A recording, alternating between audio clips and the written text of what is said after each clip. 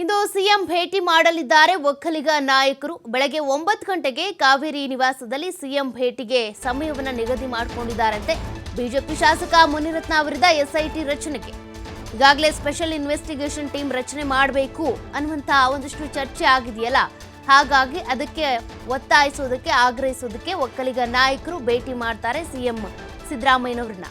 ನಿರ್ಮಲಾನಂದ ಶ್ರೀಗಳು ವಾಪಸ್ ಆದ ಮೇಲೆ ಹೋರಾಟಕ್ಕೆ ಪ್ಲಾನ್ ಮಾಡ್ತಾರೆ. ನಿರ್ಮಲಾನಂದ ಶ್ರೀಗಳು ಇಲ್ಲಿಗೆ ವಾಪಸ್ ಬಂದ ಮೇಲೆ ಸಮುದಾಯದ ಶ್ರೀಗಳ ನೇತೃತ್ವದಲ್ಲಿ ಒಂದು ಬೃಹತ್ ಹೋರಾಟ ಮಾಡಬೇಕು ಅಂತ ಕೂಡ ಪ್ಲಾನ್ ಮಾಡ್ಕೊಳ್ತಾ ಇದ್ದಾರೆ. ಇನ್ನು ಕೇವಲ ವೋಟ್ ಬ್ಯಾಂಕ್ಗೋಸ್ಕರ ಸಮುದಾಯವನ್ನ ಬಳಸ್ಕೊಳ್ತಾ ಇದ್ದಾರೆ. ಅಂದ್ರೆ ಒಕ್ಕಲಿಗ ಸಮುದಾಯವನ್ನ ವೋಟ್ ಬ್ಯಾಂಕ್ ಆಗಿ ಮಾತ್ರ ಬಳಕೆ ಮಾಡ್ಕೊಳ್ತಾ ಇದ್ದಾರೆ ಹೊರತು ಒಕ್ಕಲಿಗ ಸಮುದಾಯಕ್ಕೆ ಏನಾದ್ರೂ ತೊಂದರೆ ಆದ್ರೆ ಅಥವಾ ಈ ರೀತಿಯಾಗಿ ಹೆಣ್ಮಕ್ಳ ಬಗ್ಗೆ ತುಚ್ಛವಾಗಿ ಮಾತನಾಡಿದ್ರೆ ಆಗ ಮಾತ್ರ ಯಾಕೆ ಎಚ್ ಡಿ ಕುಮಾರಸ್ವಾಮಿ ಆಗ್ಲಿ ಅಶೋಕ್ ಆಗ್ಲಿ ಅಶೋಕ್ ಇಬ್ರು ಕೂಡ ಧ್ವನಿ ಎತ್ತುತ್ತಾ ಇಲ್ಲ? ಯಾಕೆ ಈ ರೀತಿ ಸಾಫ್ಟ್ ಕಾರ್ನರ್ ಅನ್ನ ತೋರಿಸ್ತಿದ್ದಾರೆ ಮುನಿರತ್ನಗೆ ಸಂಬಂಧಪಟ್ಟಂತೆ ಅನ್ನುವಂಥದ್ದು ಕೂಡ ಚರ್ಚೆ ಆಗ್ತಾ ಇದೆ. ಅಶೋಕ್ ಇರ್ಬೋದು, ಕುಮಾರಸ್ವಾಮಿ ವಿರುದ್ಧ ಕೂಡ ಈ ರೀತಿ ಸಮರ ಸಾರಬೇಕು ಅಂತ. ಅಂದ್ರೆ ಎಲೆಕ್ಷನ್ ಬಂತು ಅಂದ್ರೆ ನಮ್ಮ ಸಮುದಾಯದವ್ರಿಗೆ ನ್ಯಾಯ ಕೊಡಿಸ್ಬೇಕು, ನಮ್ಮ ಸಮುದಾಯದವ್ರಿಗೆ ಅದು ಬೇಕು ಇದು ಬೇಕು ಯೋಜನೆ ಮಾಡಬೇಕು ಅಂತ ಎಲ್ಲ ಓಡಾಡ್ತಾರೆ, ಪ್ರಚಾರ ಮಾಡ್ತಾರೆ, ತಮ್ಮ ಸಮುದಾಯದ ಜನರನ್ನ ಒಟ್ಟುಗೂಡಿಸ್ತಾರೆ, ಸಭೆ ಸಮಾರಂಭ ಸಮಾವೇಶ ಮಾಡ್ತಾರೆ, ಒಕ್ಕಲಿಗ ಸಮಾವೇಶ ಅಂತ ಬೃಹತ್ ಮಟ್ಟದಲ್ಲಿ ಸಮಾವೇಶಗಳು ಮಾಡ್ತಾರೆ. ಆದ್ರೆ ಇಂತಹ ಸಂದರ್ಭದಲ್ಲಿ ಒಕ್ಕಲಿಗ ಸಮುದಾಯದ ಹೆಣ್ಣುಮಕ್ಕಳಿಗೆ ಈ ರೀತಿ ತುಚ್ಛವಾಗಿ ನಿಂದನೆ ಆಗಿದ್ರು ಕೂಡ ಯಾಕೆ ಎಚ್ ಡಿ ಕುಮಾರಸ್ವಾಮಿ ಅವರು ಅಶೋಕ್ ಅವರು ಧ್ವನಿ ಎತ್ತುತ್ತಾ ಇಲ್ಲ? ಇದಕ್ಕೆ ಸಂಬಂಧಪಟ್ಟಂತೆ ಕೂಡ ನಾವು ಹೋರಾಟ ಮಾಡಬೇಕು, ಹೀಗಾಗಿ ನಿರ್ಮಲಾನಂದ ಶ್ರೀಗಳನ್ನ ಭೇಟಿ ಮಾಡಬೇಕು, ಜೊತೆಗೆ SIT ರಚನೆ ಆಗಬೇಕು ಅಂತ ಸರ್ಕಾರಕ್ಕೆ ನಾವು ಒತ್ತಾಯಿಸಬೇಕು ಅಂತ ಒಕ್ಕಲಿಗ ನಾಯಕರು ತಯಾರಾಗಿದ್ದಾರೆ. ಇವತ್ತು ಕಾವೇರಿ ನಿವಾಸದಲ್ಲಿ ಸಿಎಂ ಸಿದ್ದರಾಮಯ್ಯನವ್ರನ್ನ ಭೇಟಿ ಆಗ್ತಾರೆ. 9 ಗಂಟೆಗೆ ಭೇಟಿಯಾಗಿ ಇದಕ್ಕೆ ಸಂಬಂಧಪಟ್ಟಂತೆ ಮನವಿ ಪತ್ರವನ್ನು ಕೊಡ್ತಾರೆ. ಜೊತೆಗೆ ಯಾವ ರೀತಿಯಾಗಿ ನಾವು ಮುಂದೆ ಹೋರಾಟವನ್ನ ಮಾಡ್ತೀವಿ, ನಿರ್ಮಲಾನಂದ ಶ್ರೀಗಳ ನೇತೃತ್ವದಲ್ಲಿ ಹೋರಾಟ ನಡೆಯುತ್ತೆ, ಜೊತೆಗೆ ಎಚ್ ಡಿ ಕುಮಾರಸ್ವಾಮಿ ಅವರು ಮತ್ತೆ ಅಶೋಕ್ ಅವರ ವಿರುದ್ಧ ಕೂಡ ನಾವು ಸಮರ ಸಾರಬೇಕಿದೆ. ಬಿಜೆಪಿಯಲ್ಲೇ ಇದ್ಕೊಂಡು ಬಿಜೆಪಿ ಶಾಸಕನ ವಿರುದ್ಧ ಇಷ್ಟೆಲ್ಲ ಗಂಭೀರ ಆರೋಪಗಳು ಬಂದಿದ್ರು ಕೂಡ ಸಮುದಾಯದ ಪರವಾಗಿ ನಿಲ್ಬೇಕಾಗಿರುವಂತ ಈ ಇಬ್ರು ಒಕ್ಕಲಿಗ ಪ್ರಭಾವಿ ನಾಯಕರು ಸಮುದಾಯದ ಪರವಾಗಿ ನಿಲ್ತಾ ಇಲ್ಲ. ಎಚ್ ಡಿ ಕುಮಾರಸ್ವಾಮಿ ಅವರು ಅಂತ ಬಂದ್ರೆ ಮಂಡ್ಯ ಅಂತಾರೆ, ಮಂಡ್ಯ ನನ್ನ ಕ್ಷೇತ್ರ ಅಂತಾರೆ, ಒಕ್ಕಲಿಗ ಸಮುದಾಯ ನನ್ನ ಸಮುದಾಯ ಅಂತಾರೆ. ಹಾಗಿದ್ರು ಕೂಡ ಇಂತಹ ಸಂದರ್ಭದಲ್ಲಿ ಯಾಕೆ ಧ್ವನಿ ಎತ್ತಲ್ಲ? ಅಶೋಕ್ ಅವರಾದ್ರೂ ಅಷ್ಟೇ ಅಭಿವೃದ್ಧಿ ಅಂತಾರೆ, ಅಭಿವೃದ್ಧಿ ಎಲ್ಲಾಗಿದೆ ಅಂತ ಕಾಂಗ್ರೆಸ್ ಸರ್ಕಾರಕ್ಕೆ ಪ್ರಶ್ನೆ ಮಾಡ್ತಾರೆ.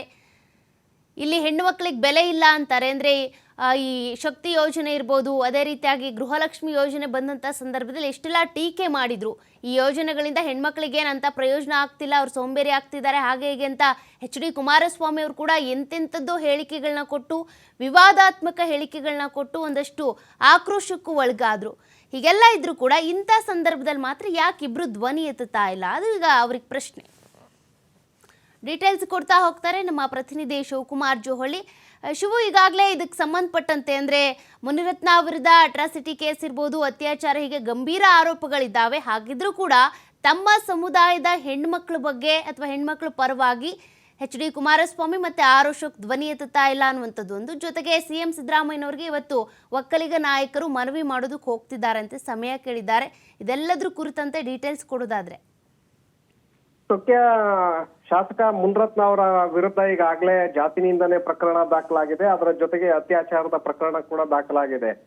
ಆ ನಿಟ್ಟಿನಲ್ಲಿ ಮುನಿರತ್ನ ಅವರು ಒಕ್ಕಲಿಗ ಸಮುದಾಯದ ಹೆಣ್ಣು ಮಕ್ಕಳನ್ನ ಅವಹೇಳನ ಮಾಡಿದ್ದಾರೆ ಅನ್ನುವಂತಹ ಅಸಮಾಧಾನ ಈಗ ಸಮುದಾಯದಲ್ಲಿ ಹೋಗ್ತಾ ಇದೆ. ಒಂದು ಕಡೆ ದಲಿತ ಸಮುದಾಯ, ಮತ್ತೊಂದು ಕಡೆ ಒಕ್ಕಲಿಗ ಸಮುದಾಯಗಳು ಕೂಡ ಈಗಾಗಲೇ ಬೀದಿಗಿಳಿದು ಪ್ರತಿಭಟನೆಗಳನ್ನ ಮಾಡ್ತಾ ಇದ್ದಾರೆ. ಇದರ ನಡುವೆ ನಿನ್ನೆ ಕೆಲವರಾಯಸ್ವಾಮಿ ಅವರ ನೇತೃತ್ವದಲ್ಲಿ ಒಕ್ಕಲಿಗ ಶಾಸಕರು, MLCಗಳು, ಸಂಸತ್ ಸದಸ್ಯರುಗಳಿಗೂ ಸಭೆಯನ್ನ ನಡೆಸಿದ್ರು. ಆ ಸಭೆಯಲ್ಲಿ ಹಲವು ವಿಷಯಗಳ ಬಗ್ಗೆ ಗಂಭೀರವಾಗಿ ಚರ್ಚೆಯನ್ನ ಮಾಡಿದ್ರು. ಮುನಿರತ್ನ ಅವರು ನಮ್ಮ ಹೆಣ್ಣು ಮಕ್ಕಳ ಬಗ್ಗೆ ಅವಹೇಳನಕಾರಿಯಾಗಿ ಮಾತನಾಡಿದ್ದಾರೆ, ಹಾಗಾಗಿ ಅವರ ವಿರುದ್ಧ ಕಠಿಣ ಕ್ರಮ ಆಗ್ಲೇಬೇಕು. ಆ ನಿಟ್ಟಿನಲ್ಲಿ ನಾವು ಮುಖ್ಯಮಂತ್ರಿಗಳನ್ನ ಭೇಟಿ ಮಾಡಿ SIT ತನಿಖೆಯನ್ನ ಮಾಡಬೇಕು ಅನ್ನುವಂತ ನಿಟ್ಟಿನಲ್ಲಿ ಆಗ್ರಹವನ್ನು ಮಾಡಬೇಕು ಅನ್ನುವಂತ ನಿರ್ಧಾರವನ್ನು ನಿನ್ನೆ ನಡೆದಂತ ಸಭೆಯಲ್ಲಿ ತೆಗೆದುಕೊಳ್ಳಲಾಗಿದೆ. ಜೊತೆಗೆ ಸಮುದಾಯದ ಪ್ರಮುಖ ನಾಯಕರು ಅನ್ನಿಸ್ಕೊಂಡಿರುವಂತಹ ಮಾಜಿ ಮುಖ್ಯಮಂತ್ರಿಗಳಾಗಿರುವಂತಹ ಹಾಲಿ ಕೇಂದ್ರ ಸಚಿವರು ಆಗಿರುವ ಕುಮಾರಸ್ವಾಮಿ, ಹಾಗೆ ಪ್ರತಿಪಕ್ಷ ನಾಯಕರಾಗಿರುವಂತ ಆರ್ ಅಶೋಕ್ ಅವರು ಇವತ್ತಿನವರೆಗೂ ಕೂಡ ಇದರ ವಿರುದ್ಧವಾಗಿ ಖಂಡನೆಯನ್ನ ವ್ಯಕ್ತಪಡಿಸ್ತಾ ಇಲ್ಲ. ಮುನ್ರತ್ನ ಅವರ ಪರವಾಗಿ ಸಾಫ್ಟ್ ಕಾರ್ನರ್ ಅನ್ನ ಹೊಂದಿದ್ದಾರೆ.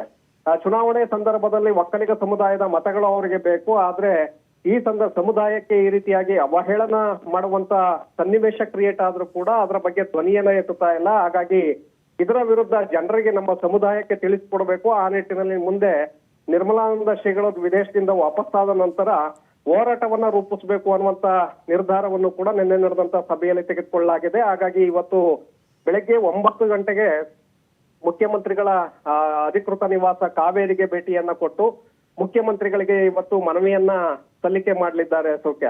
ಯಾಕಂದ್ರೆ ಈ ನಿಟ್ಟಿನಲ್ಲಿ SIT ತನಿಖೆ ಆಗ್ಬೇಕು, ಅವರ ಸಮಗ್ರ ತನಿಖೆ ಆಗ್ಬೇಕು, ಏನೇನು ಲೋಪದೋಷಗಳಿದೆ ಎಲ್ಲವನ್ನೂ ಕೂಡ ಸತ್ಯವನ್ನ ಮೇಲೆ ತರಬೇಕು, ಮುನ್ರತ್ನ ಅವರಿಗೆ ಕಠಿಣ ಶಿಕ್ಷೆಯನ್ನ ಕೊಡಿಸ್ಬೇಕು ಅನ್ನುವಂಥದ್ದು ಅದರ ಹಿಂದಿರುವಂತಹ ಲೆಕ್ಕಾಚಾರ. ಹಾಗಾಗಿ ಸರ್ಕಾರದ ಮೇಲೆ ಒತ್ತಡವನ್ನ ತರೋದಕ್ಕೆ ಒಕ್ಕಲಿಗ ಸಮುದಾಯದ ಶಾಸಕರು, MLCಗಳು, ಸಂಸದರು ಇವತ್ತು ಮುಖ್ಯಮಂತ್ರಿಗಳನ್ನ ಭೇಟಿ ಮಾಡ್ತಾ ಇದ್ದಾರೆ.